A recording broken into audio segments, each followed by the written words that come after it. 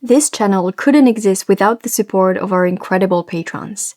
If you want to support our mission of explaining the craft of comics and enjoy all sorts of exclusive perks, visit our page and join us today. This is an interview for the books. My conversation with acclaimed Star Wars writer Charles Soule goes over the creation of the future of Star Wars like you've rarely seen or heard before.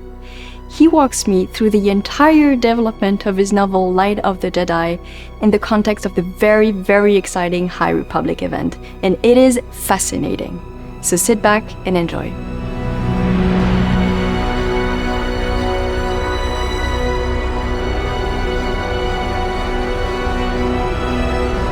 So I know these interviews focused on craft usually, but it's not every day that we've got someone working so closely with the creators and the property that made them dream as a child. So I want to start off with that.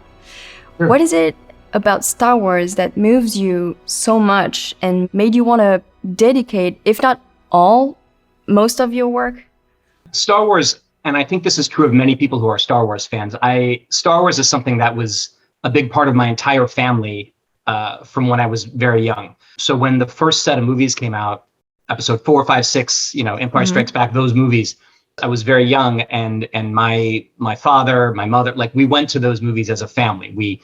I have 3 siblings. There are four kids in my family, and we would all, take sticks and knock the hell out of each other in the woods, pretending they were lightsabers, and we would tell each other stories of what we thought was going to happen between the films, and we would beg our parents for the toys at Christmas time and things like that. And so from I know people get into X-Men, they get into Batman, all of those things are part of my life too. But Star Wars was one of the things from when I was like really, really little. That was a big part for me. And I think the idea that it was something that I shared, even when the prequels came out, like my father and I and my older brother all went to see episode 1 together. It's a multi-generational thing that is just, it's part of the glue that ties people I love together. So that alone makes it important to me. But also, I just really like it. Star Wars, like for many people, lightsabers and the Force and Darth Vader and all these things, they connect with me. I think it's fun. I think it's exciting. I think it's a universe that I really love telling stories in. The other element of it that I feel like makes it really worth as much of my time as it is, because as you noted, I'm doing a lot of work with Star Wars right now. Like it isn't everything I'm doing, but it is half my time or a little bit more of my time right now, my working time. And that is a lot, because I'm a very productive writer. I do a lot of storytelling, and the idea that half of that is Star Wars or more is a lot. But one of the things I really enjoy about Star Wars, and this is to contrast it in a way with say doing license work for Marvel or DC, which we both have done and is great and can be very fun.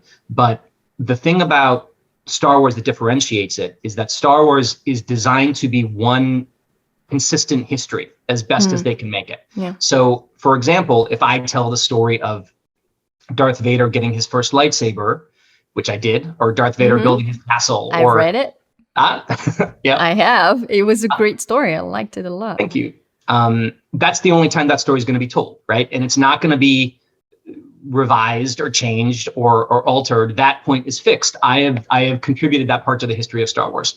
That was something that I found incredible writing on Star Wars, was that you're doing something and then it stays on. Everyone coming next or coming after you is going to have to use that in their own stories. It's incredible when you think about it.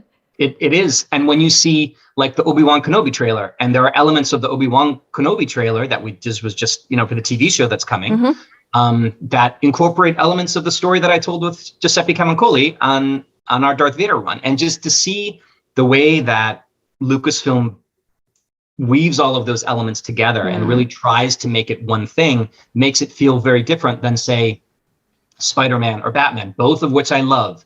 But those are almost expected to restart their continuity every 5 years or 10 years. And they're designed to sort of tell different versions of the same stories over and over again. Batman's origin story, Spider-Man getting bitten by the spider, whatever. And I love that. I've loved it since I was little, but Star Wars just has kind of a different feel to me. And so That's a very long answer to your first question, but I hope it's... No, it's very interesting, and it's a good introduction to my next question, which is, does Star Wars strike different chords in reader Charles than writer Charles? Yes. It's... So a good example of that would be to look at, say...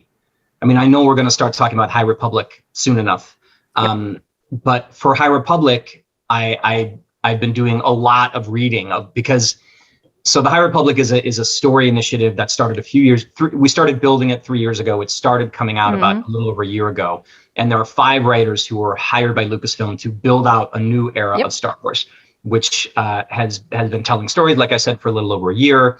And there's novels, there's comics. We're starting to have video games and TV shows set in the time period. It was very, very successful, and it was new. But as part of that job, I had to read everybody else's stories. And so I became a reader of Star Wars. And I was experiencing Star Wars in a way that I kind of hadn't in a while, as a fan and as somebody who was reading it to see how other people interpreted it. Because I watched The Mandalorian, I watched Boba Fett, I watched those things as a fan. I go to the movies as a fan. But I'm very, very deeply in the Star Wars world now. Like I'm not just a comic writer. Like I'm in all these different pieces of it now.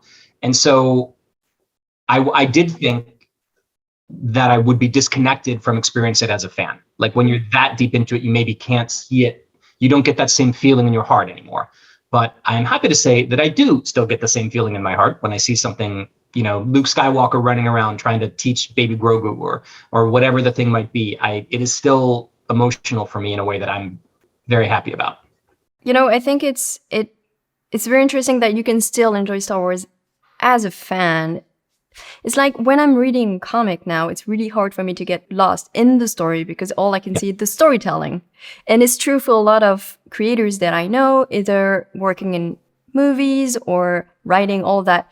You see everything that's going on, behind the scenes. And it's incredible that you still enjoy Star Wars as a fan, like truly as a fan.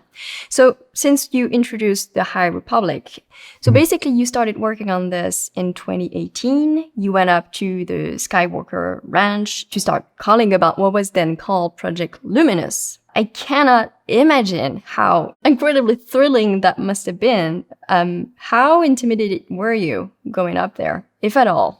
I wasn't. I have my attitude about the huge opportunities that I've been lucky to get has basically been the same since my first 2 really big ones, right? My first big break was starting to write Swamp Thing at DC Comics back in 2013. And then my second big break was writing the Death of Wolverine story for Marvel in 2014.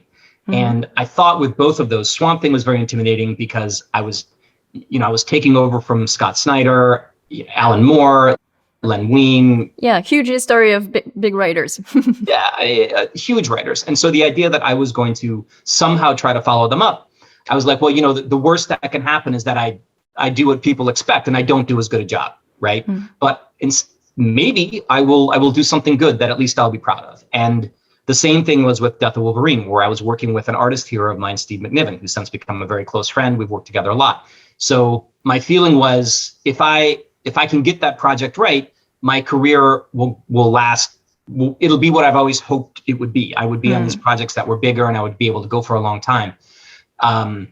And so now with something like you're going to fly to Skywalker Ranch with 4 other writers and you're going to try and build out a new kind of Star Wars. And Skywalker Ranch itself is like, one of the places that a creative mecca, right? It's a place you always want to make a pilgrimage to, if you can. So I was intimidated and I was apprehensive, but at the same time, I was zen about it because I thought I wouldn't have been asked to be here if they didn't think I could contribute. And the worst that happens is it doesn't work out, and I haven't lost anything, but maybe I would gain something amazing if I do my best. I think it's good that you have that confidence of saying, if it doesn't work out, well, it doesn't work out. Because some other people, maybe myself included, would have tended to think, I have this responsibility toward myself. If I can't do this right, then I'm gonna, regret this for the rest of my life. And turning it down can be a little less frustrating than doing it and doing it bad. I think that's a, you know, do you see the light or the dark? Is your glass half full or half empty? Like it's a basic philosophical wiring. Yeah, sure.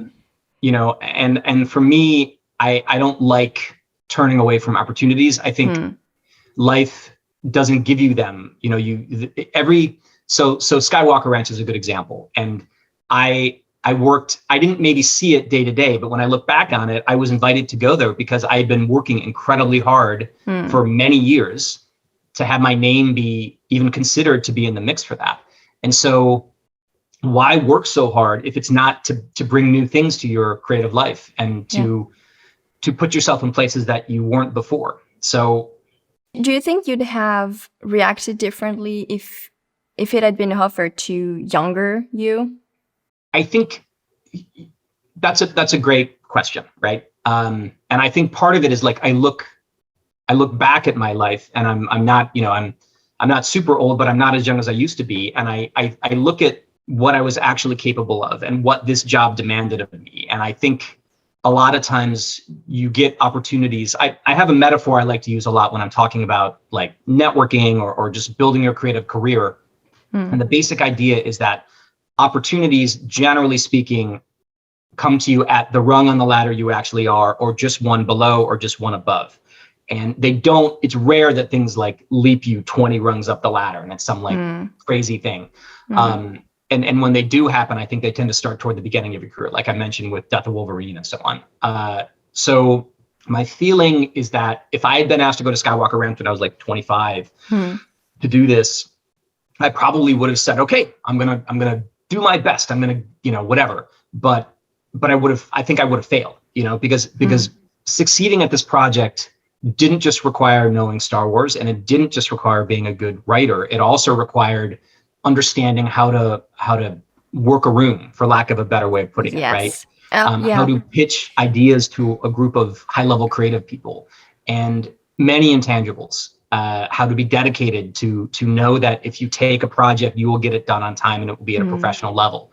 All of these things that working for 5 years, well, being an attorney first and then working for 5 years for Marvel and DC trained me to do. You know, like Marvel summits, when you're in a room with 20 of your writing and artistic heroes, and you have to hold your own against some of these experts in your field. That prepares you. Yeah, it does. It does. So I think I had the training to be able to make it work for Luminous. I completely agree. I think it was just the right time for you. So you mentioned that the High Republic is a highly collaborative project where you work with 4 other writers, and you all collaborated in developing this new era of the galaxy. In practicality, what does it mean? So it means different things at different times. We have big, I mean, they call them ideation sessions. I don't know if you know that word. It's kind of what it's like. Everybody's coming up with ideas, ideation. And we do those sort of regularly. There was the initial one, which was this first trip to Skywalker Ranch, when we all just, it was called a blue sky session. So the sky is blue. What would you like to see in it? And anybody can pitch any idea about anything. And so we were all coming up, throwing out all these ideas, but what we thought this new era of Star Wars could be. And at that time, it was not the High Republic. It was just the new thing, Project Luminous. So from that, we went away and it started to drill down. We started to understand the kind of story we were going to tell. And then we went back to the ranch, I don't know, 6 months, 8 months later. And at that time, we had the outline of it. And so then we were all in a room working hard to build out exactly what we were going to see. And that included the launch projects. So what we were going to launch with. And there's an executive named Michael Siglaine who's amazing. I know Michael. I've worked with him. He's the best, right? He's great. He's a fantastic guy. Wonderful person.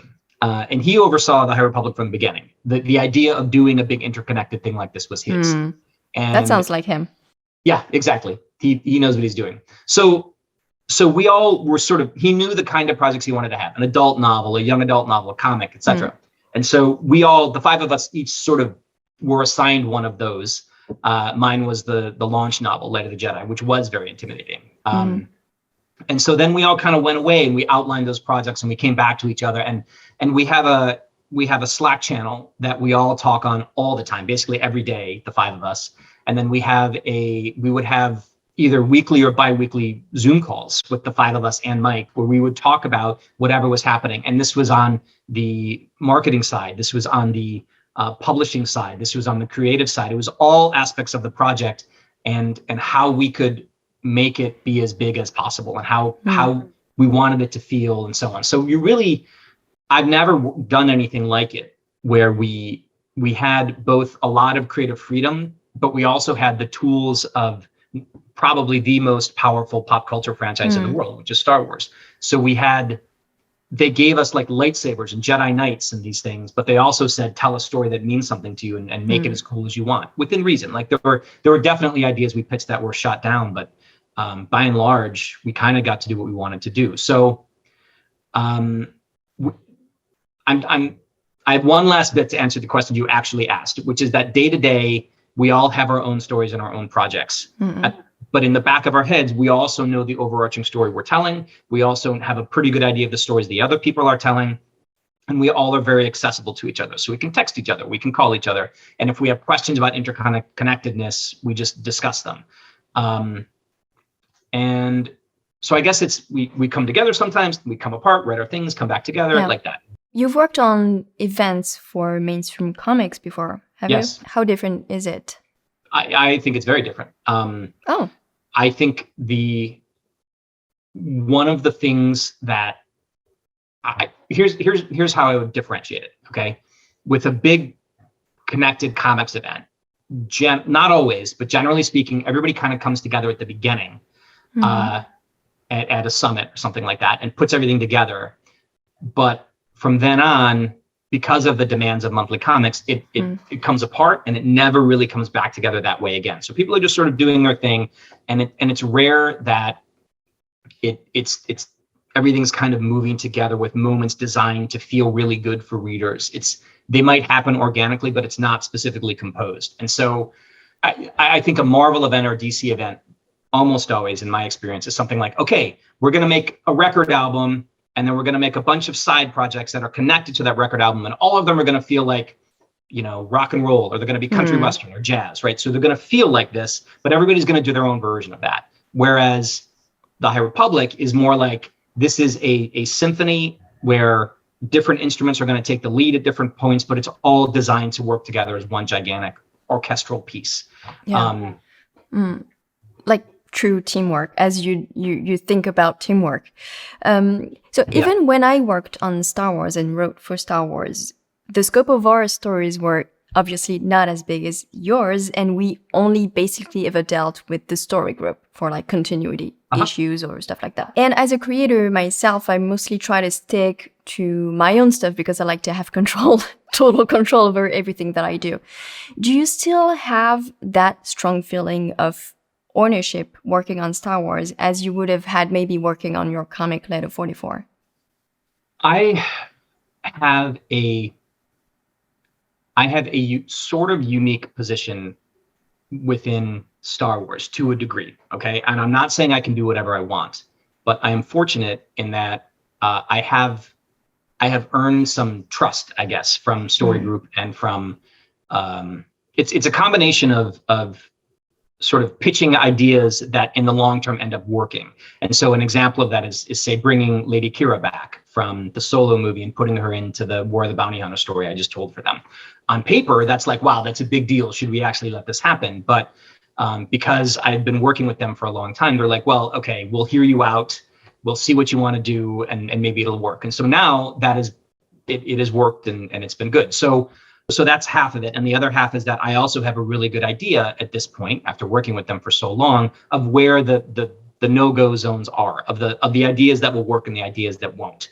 And so it feels like I just learned to sort of dance between the raindrops a little bit and find a path that lets me tell stories that are strange or feel fresh or unusual in ways. Like I just told a story Yeah, this will be airing in May, so this won't be out yet. But I just wrote a story where there's a pool party, and we'll see, actually that has not been approved yet by Lucasfilm, so maybe I won't get to tell that story. But it's an issue. It just felt like, all right, this is something that's going to feel new. It works for where the characters are, and let's have them do something that nobody's ever seen before in Star Wars. And even just saying it sounds really dumb. It's not dumb in the issue. It's good, but that's an idea that I would never have had the confidence to try 5 years ago, because I didn't know enough about all of the architecture of Star Wars behind the scenes. So I do feel like I have the opportunity to do my own things that I feel ownership over in Star Wars. There are characters that I've created with the artists who are appearing in other places, which is wonderful. But does it feel like Letter 44? Does it feel like Undiscovered Country or Curse Words or whatever? It does not. Of course it doesn't. Those are my novels, right? Like those are areas where I literally have complete control over every decision with my artist partners or not. And it's a different thing. But as far as Star Wars and licensed work goes, I do feel like I have a fair amount of freedom in Star Wars in a way that I almost didn't even necessarily have in some of the Marvel superhero stuff I was doing. I guess it goes back to what we were saying a bit earlier about the feeling that you're part of the whole universe. That's that ownership. The ideas that you put in there stay. Yeah. Is there anything unexpected that collaboration brought out in you, good or bad?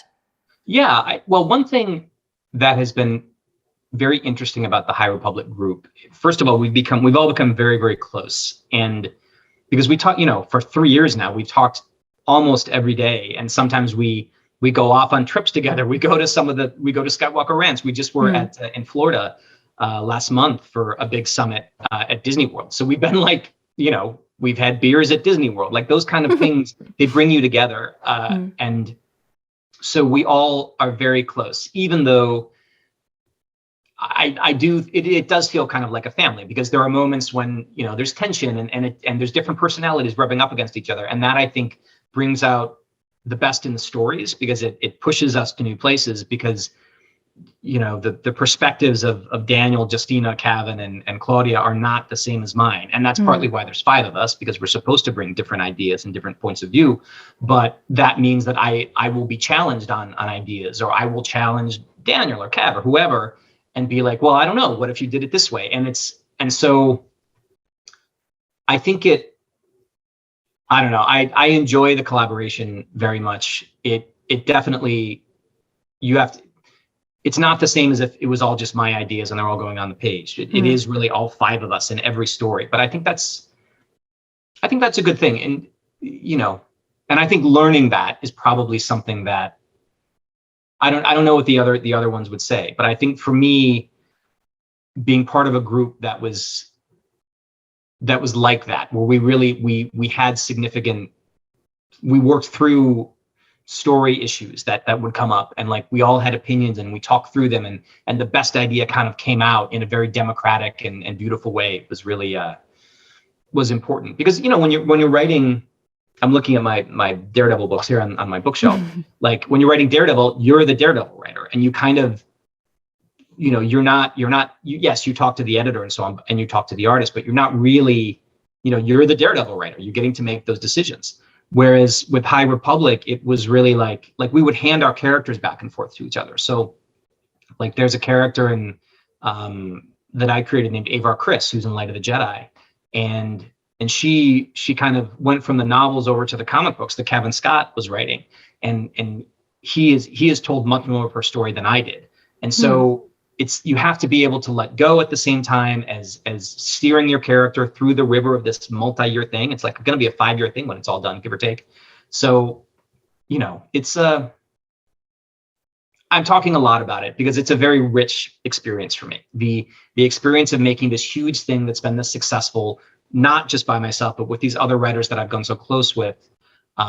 And to see the way that it's been embraced by the fans, it's very beautiful. Yeah, I imagine it must have been quite unique experience. In light of what we talked about regarding the collaborative aspect of it, and I'd like to turn to your writing of Light of the Jedi. I was wondering how complete was your outline before you started writing, and basically how much of it was figured out collectively in the writer's room? My outline of Light of the Jedi was mine.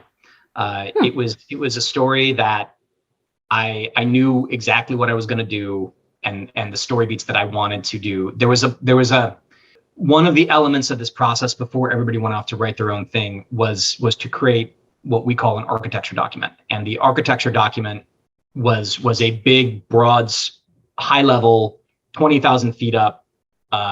This is what's going to happen, not just in phase one of the story, but in all three phases. So the whole thing. And that was obviously it was made in discussion with everybody else, but creating that was my first assignment for the initiative, other than just, you know, being part of the ideation sessions and so on. So as part of that, I had a really good idea of where Light of the Jedi was going to end, like what would be the final element, and then where it would begin with the great disaster. And so for me, that project was so difficult because I started writing it in January of 2020, and I finished my first draft very quickly in 6 weeks, basically. And then I finished it just before, which is really fast for a novel. It is. I finished it just before we all went to LA to announce what Project Luminous was, to announce the High Republic for the first time. And then I came back from LA, and then immediately COVID hit. And so I ended up having to deal with the onset of COVID. I mean, we all did. I'm not unique in this. Literally everyone in the world had to face COVID in that time. But I got my first round of notes back on the book, right around that time, like in, I don't know, April or March. And I had to start working on it and deliver a new draft when I just, I don't know what your creative time was like in those first 3 months of COVID. For me, I need to, sometimes I'll do that at a coffee shop. Sometimes I'll do it here in my studio. Sometimes I'll do it at a bar. And I all of that was taken away. And so I had basically this space to do it. And it was okay, but I don't know. My point is I found it very difficult. And the deadline to deliver the second draft of Light of the Jedi was looming, day by day by day. And days would go by and I'm like, I got nothing. I can't do it. I literally cannot do it today. And so it was hard. And we're not talking about what you actually asked, which was, did I have a detailed outline for Light of the Jedi? I did have a detailed outline for Light of the Jedi. But getting it to the point where it was the book that you read today, it basically was that. I always knew the book was going to be 3 sections. The first was going to be a very extended version of this disaster. And then there was going to be a second section that was, built out the characters, slowed it down. And then the third section was going to be a very, very fast-paced, again, intercut between different scenes, race to the finish. So in other words, not so different from a Star Wars movie, because that's how they're generally set up and paced. You have a huge opening sequence, and then a bunch of things happen with some exciting stuff in the middle, and then there's a huge ending. And so I knew how I wanted it to feel, but it's really, feel only gets you so far. It's really about, typing the words, drawing the lines, getting the detail work right. So your draft never got passed on to other writers of the project. They made additions and then back to you. It was not like that at all. Okay. No, not at all. So it is your novel, not a product 100%. Of everyone's edition. Correct. And so, Into the Dark, which was Claudia Gray's novel, that the young adult novel that kicked things off, or Kevin Scott's comic, or the way that we do it is we will read each other's material. Generally, we all know what the other people are writing. We all agree on the storylines and how they're going to be shared out at the outline phase, at the big architecture phase. So I knew what Claudia's book was going to do, and I knew the characters that Kevin was going to be dealing with in his story and kind of where they would go. But then, like any creative project, you find inspiration as you're going through it. Yep. You find inspiration in response to the notes you get from Lucasfilm or editors. And so it changes. So what we do basically is we know where it starts. We share all that information with each other, and then we all go off and write our things. And then we all come back together and read something that is either final or quite close to it. So, and there can be a big difference between these. It's not overbearing. I think that's interesting that you were able to find a good balance between intimate and intense teamwork while allowing everyone to come up with their own stuff in their own time. Yeah, I mean, there are some ground rules. Like there are things. We have a lot of respect for each other and a lot of respect for each other's storytelling abilities and process. And so, part of it was kind of not overlapping characters very much. So if Justina Ireland is working with Vernestra Rowe in whatever projects he's working on in wave 1, wave 2, whatever, Vernestra would then not be a feature character in Light of the Jedi in the same way. So you could refer to them or give them like a cameo, but you would let people rotate around within the different projects. I don't think it would have worked as well as it did if we didn't talk to each other all the time and read each other's stuff and understand it, because especially in the early days, because no one knew who any of these people were but us. It's not like Luke Skywalker or Darth Vader, where you're like, oh, I can write Darth Vader, I know what that is. Like no one knew who Buriaga was. No one knew who Stellan Gios was. Like these characters, Marky and Rowe, right? They were all brand new. And so I don't know, it was interesting. We to say one last thing about this before we move on to whatever you have next. When we were in Florida, we were working on Stories in the High Republic further down the road. And we all talked about how much easier it was to do this than it was when we did it initially, because we all know who Elzar Mann is. We all know who these characters are in a way that we didn't before. We all understand them deeply. And so now it's like, oh, well, this is where Elzar is going to go. You're like, okay, that makes sense. And so on. You developed a common vocabulary that helps in collaboration. Yeah. Uh-huh. So in Light of the Jedi, which I have here, read and loved. Fabulous. So the book starts off pretty much with the inciting event. You mentioned the Great Disaster, and then it's the characters pretty much spend the entire novel trying to fix it. And it's a very, first of all, surprising, gut-wrenching opening, I have to say. It's a fantastic hook, but I can't help but think that it must have been emotionally draining for you to create such complex characters, like three-dimensional characters, only to spend so little time with them. Yeah. So first of all, did you read it in English or French? English. I only read in English.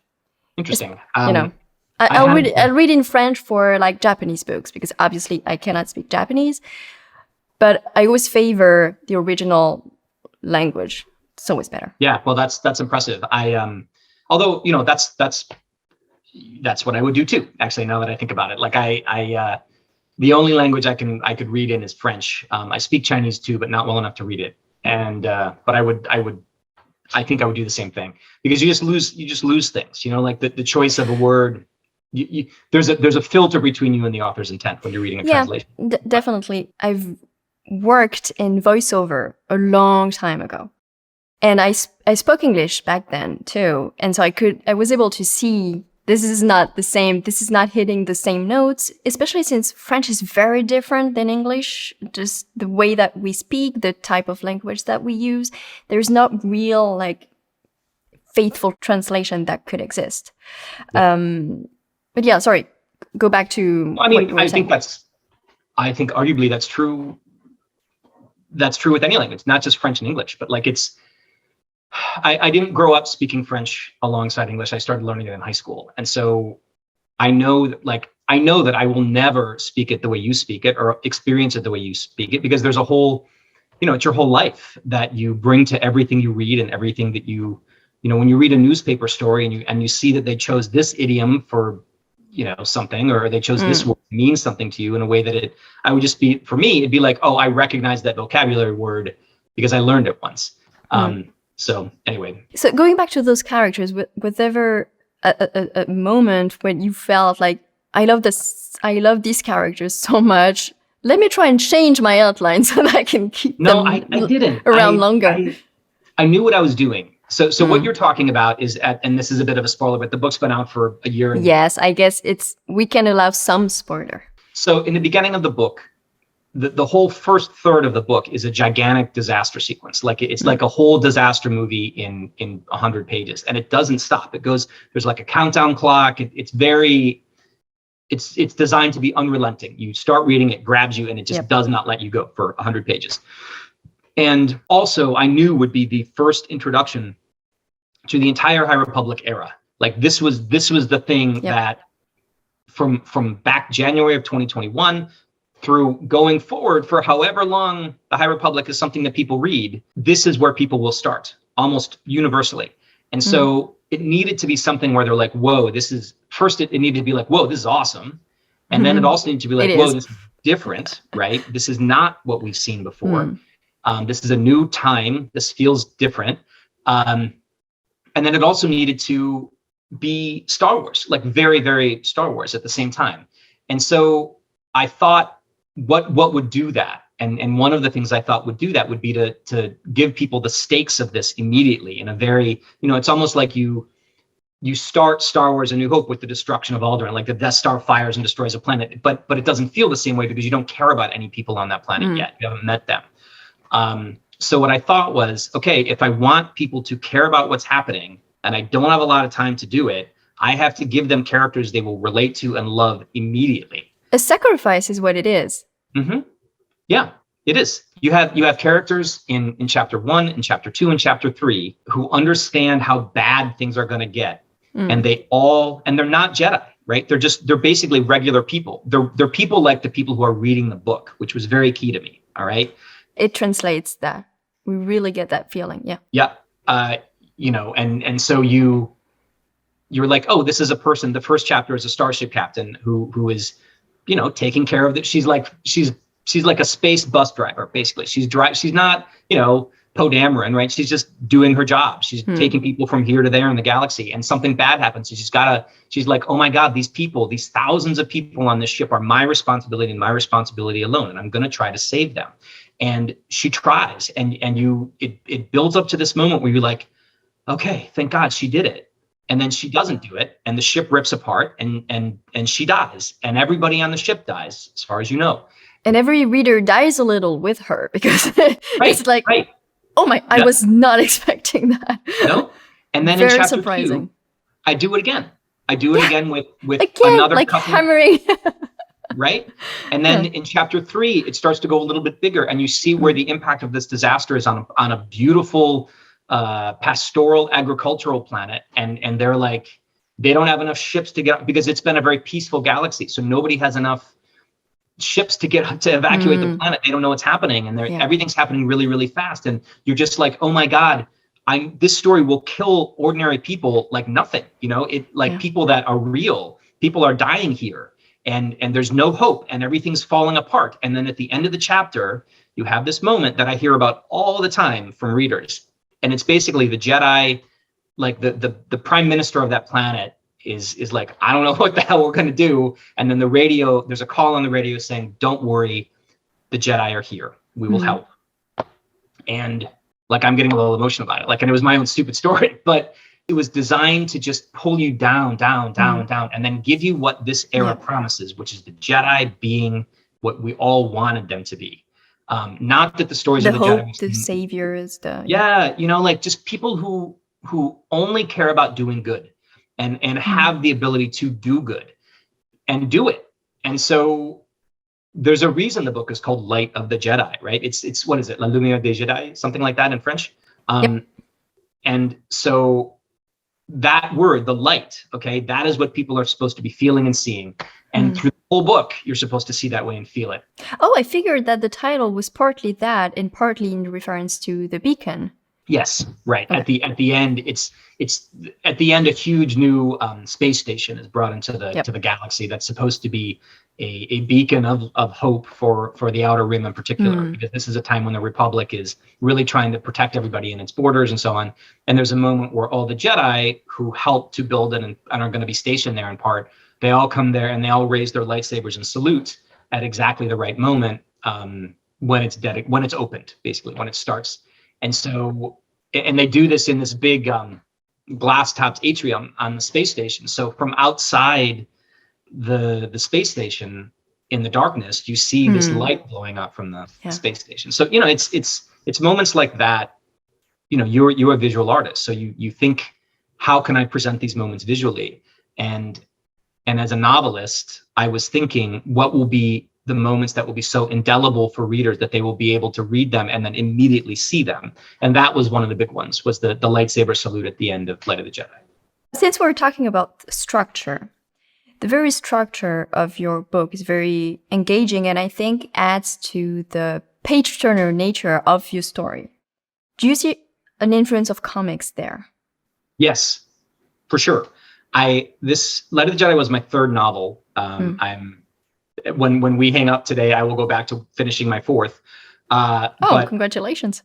Thank you. Well, I still have a lot of work to do on it, but it's coming along. But hopefully, like if by the time this airs, it's not turned in, I will be in trouble. Both with I'll be mad at myself too.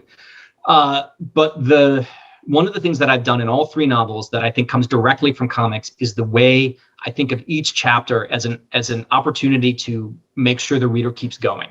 And if you read the Oracle Year, if you read anyone, if you read Light of the Jedi, if you read the new one, ideally you finish a chapter and you're like, wow, I really want to see what's going to happen.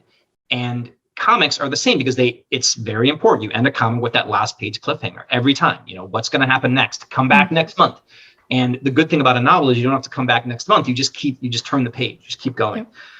And they're not all traditional cliffhangers. Sometimes they're just like narrative questions that are asked, or just like you put the readers in a space where they just really want to know. They just want to keep going. And I think that directly comes from my comics experience for sure. Yeah, especially that first part with the kind of countdown to the great disaster and totally make me think of a comic book structure. Definitely. Yeah, it shows. But what's interesting is that you were able to adapt that into the prose language rather than, like you said, doing cliffhanger after cliffhanger, which would have been kind of probably a bit boring, first of all, and not very inventive. But you were able to turn it up on its head and do your own version of that, which was very effective. I'm glad it worked for you. It goes back to what we were saying earlier in the conversation about how I don't know that I would have been able to write it that way if I hadn't had all the experience that I've had before that, writing in comics and writing 2 novels before this. Like every new creative project you do adds something to the next creative project you do. You learn something from everyone, and you become better and different every time you finish a creative project. So even the ones that suck, even the ones that you fail at, supposedly. Yeah, you learn a lot from mistakes. Everything, definitely. everyone. I agree. Would you say that writing a novel is vastly different than writing for comics? Yes, absolutely. I mean, you write and draw your own stuff sometimes, which is something that I am not capable of doing. But when I make a comic, it's always in conversation with Steve McNiven, Ryan Brown, Will Sliney, whoever I happen to be working with, the incredible artists that I've been lucky enough to work with. And actually, as you know, while we're talking, if your schedule ever opens up, that I would still love to do something. Yeah, me too. Someday. But it's always a conversation. It's always a give and take. I'm always saying, I tend to speak in kind of a mix of extremely, like where I get concrete in my scripts is usually the dialogue. The panel descriptions are loose and are more about the feel and the way that the characters are feeling and the emotions that I think the reader should be experiencing. Because honestly, that emotional stuff is generally your department, the artist department. So I'm only doing, I'm not even going to say half the work. I'm doing it's a very different process. It's a different collaborative experience. Whereas with a novel, the only person you're really in conversation with is yourself, first and foremost. To a degree, your editor, and then maybe, depending on the kind of writer you are, your audience, your readership. But mostly it's me. I'm the person I'm talking to when I'm writing a book. And it's extraordinary. It's very, very solitary. It's like, this long walk down a very, very long road. And at the end of it, you have a book that hopefully you like. But it can be tough to maintain tone. It can be tough to your compass can shift. It's grueling in a way that making comics isn't. At the same time, when you're writing a novel, I think of it like the focus on a movie camera. Right? You can zoom in on things, you can zoom out, you can point it where you want to. You can decide, you can choose the kind of experience that the reader's going to have, which is very much like what you do when you're paneling out a page, I would guess, and choosing your angles and so on. So, and the beginning of Light of the Jedi is a great example, as we talked about, right? I was able to meticulously craft exactly the experience I wanted the reader to have. And then, it was exactly how I wanted it to go. And word by word. And that is something that comics doesn't really let you do, which is okay. It's just a different medium. But so that can be thrilling when you get it right. But as you probably, like, I don't know what kind of artist you are in terms of like redrawing things or like thinking for a million times and then you like fiddle with it, or I think ahead a lot and then almost never redraw. Almost never. Unless there's like a big mistake or the writer says, oh, this is not quite what I had in mind. In that case, I will redraw, but that's very rare. But I don't like to lose time, so I'd rather think ahead and not have to redraw an entire page. I'm with you. I don't like to lose time either at all. But writing a novel is kind of like you try stuff and it gets close, but it's not quite there. So you go back and you fiddle with a sentence, you change things, you shape. It's very much like the whole, Michelangelo finding Leonardo da Vinci, one of those two, with like chipping away at marble until you free the sculpture, the shape inside. Yeah, also the timetable, the timeline is much longer for a novel. So you have time to go back and revisit your drafts. Whereas in comics, you don't really have that time. Yeah. Unless you're, one of these people who takes 10 years to make their comic. But yes, basically. Yeah. So it seems like during all of this, you never stopped working on comics. Yeah. Can you tell us about what's next for you, whether Star Wars wise or creator own wise? Anything? Absolutely. So right now I am working on a couple of different stories in Star Wars. I've been writing the main Star Wars comic for Marvel for several years now. I am in the middle of a big story revolving around Kira, who was Han Solo's girlfriend in the Solo movie, and also an extremely powerful woman in her own right. She became the leader of a very cool crime syndicate called Crimson Dawn, taking over from Darth Maul. That's a lot of Star Wars-y stuff. But basically, there's a big story that I've been shepherding that's been running through all of the Star Wars line, and so we're about midway through it now, and so I'm writing the last chunk of that. Which is a lot, which takes us through the end of the fall, end of the summer, something like that. At the same time, I'm doing some more High Republic work for Phase 2. I'm writing a comic book about a character named Porter Engel, who was introduced in Light of the Jedi. He's very cool, but in that story, he's kind of like an old cook. He's like an old gunslinger who's hung up his guns a little bit, but still very, very cool. And so I'm telling the story when he was young and before he became the legend that he is today, kind of, which I think will be really fun. So I'm working on that. As I said, finishing novel 4, and then working on Undiscovered Country, which is a creator-owned book for Image that I do with Giuseppe Camicoli and Scott Snyder, a fabulous team. The other thing that I think will be just out as this airs is I have a new creator-owned comic book that is coming out from Image in May 11th, with the artist that I did Curse Words with, which was a long-running Image series that was very fun, that I enjoyed a lot. This series is called 8 Billion Genies, and it's about what if everyone on Earth gets a genie and one wish at exactly the same moment. And it's an 8-issue series, and it follows each issue is set in different increments of time. Okay, so the first issue has the first 8 seconds, which is very brief, and then the first 8 minutes. So the genies all show up at the same time, and we see what happens in the first 8 minutes after they show up.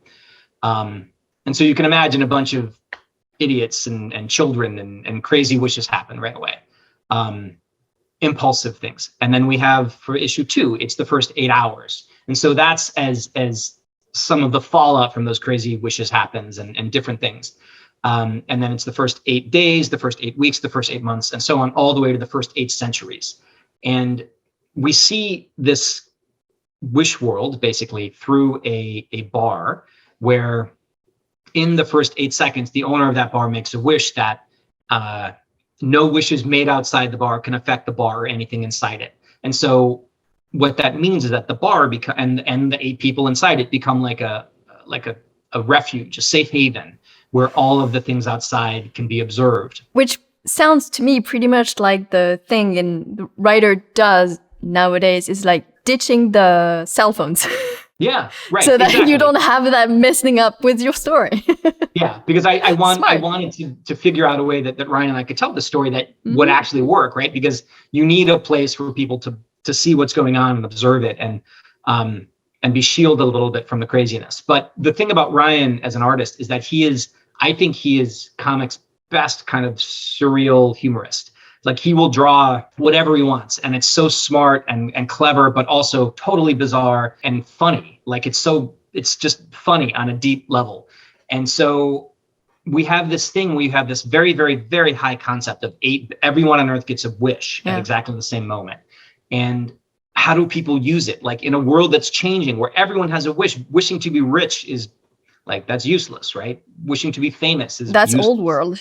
Exactly. That's exactly what it is. It's old world. And in the new world, you have to make different decisions. And so we track this group of people as they start to realize that, as they start to understand the way things are now, and how the world changes and how people decide to spend their wish and all that stuff. So it's both sort of a smart, well, I mean, I hope it's smart, we'll see, but a thoroughly thought out kind of science fiction concept, or a philosophical concept almost, like what do humans want, right? That is also, like, there's a point where he draws, like, I don't know, like there's lots of weird dinosaurs and the moon eats Santa Claus and just strange things happen. And so it's super fun. I love it. I'm so proud of it. I hope people will check it out. When this airs, it should be in the comic shop now, you know, on shelves. And that will be running through the rest of the year from Image. Well, that's great. Thank you. Thank you so much for spending some time talking over your Star Wars world and everything that's coming for you, which is definitely a lot. Yeah, there's a lot. It was great talking to you, Charles. Thank you. Yes, thank you so much. Care. You can pick any of Charles' Star Wars books or his new comic, 8 Billion Genies, and I guarantee you will have a great time. Thanks for sticking around. Make sure to subscribe, and I'll see you next time.